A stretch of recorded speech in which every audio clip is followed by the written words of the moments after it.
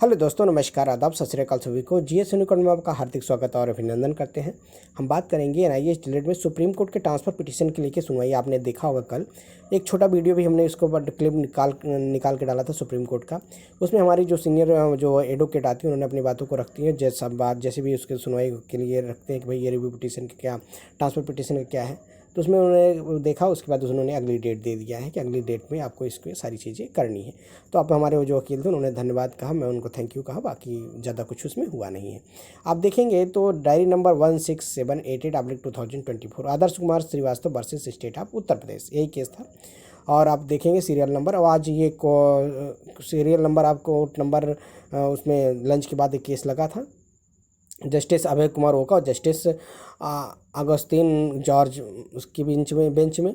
इसके बाद आप देखेंगे कि इसकी जो सुनवाई की डेट दे दी गई है, अगली डेट है कंप्यूटर जनरेटेड डेट देखेंगे तो 23/9/2024, मतलब कि 23/9 को ये केस अब लगा हुआ है।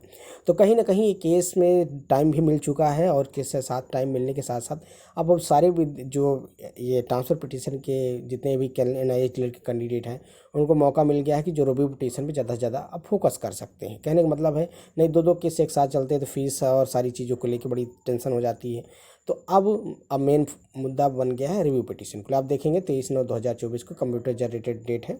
ये डेट चेंज भी हो सकती है, लेकिन अभी ये मतलब यही डेट मिली होगी। आपने देखा होगा वकील ने डेट, जज साहब ने आपको इसकी नई डेट दे दिया कि भाई इसको हम इस तारीख को सुनेंगे। आपको इसको प्रिपेयर कर रखना है सारी चीज़ों को।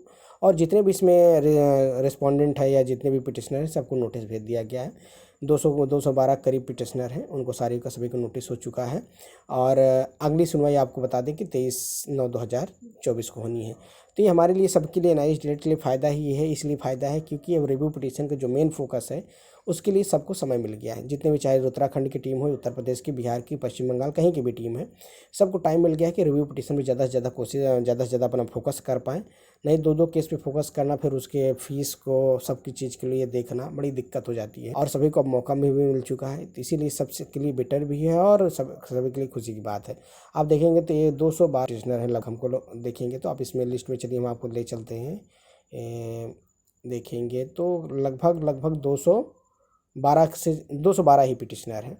और इसकी जो सुनवाई है ये जस्ट और किसके देखेंगे, बहुत जिसको पिटिशनर बनाया गया है, और नंबर ऑफ रिस्पोंडेंट कौन है, state of Uttar Pradesh, NCT, NIA delete, सभी को रिस्पोंडेंट बनाएंगे। जितने भी देखेंगे रिस्पोंडेंट हैं इतने करीब 213, इन सबको नोटिस भी हो चुका है। सबके लिए फ़ायदा ही है, हम सबके लिए बहुत अच्छी भी खबर है। और ये केस भी आगे लग चुका है और आगे सुना भी जाएगा। तो कहने का मतलब है कि अभी तक सुप्रीम कोर्ट से भी अच्छी खबर ही देखने को मिल रही है कि भाई हमारे केस एक्सेप्ट हो रहे हैं, सुने जा रहे हैं, कहीं कोई केस डिस्पोज नहीं हुआ है कि हाँ भाई ऐसी बात है। तो चलिए, रिव्यू पिटीशन के लिए हम लोग कोशिश करेंगे। और आपने देखा होगा मंदिर कालराज जी के लाइव वीडियो को, उन्होंने कहा था कि भाई हम लोग पूर्ण रूप से जीतने के करीब हैं।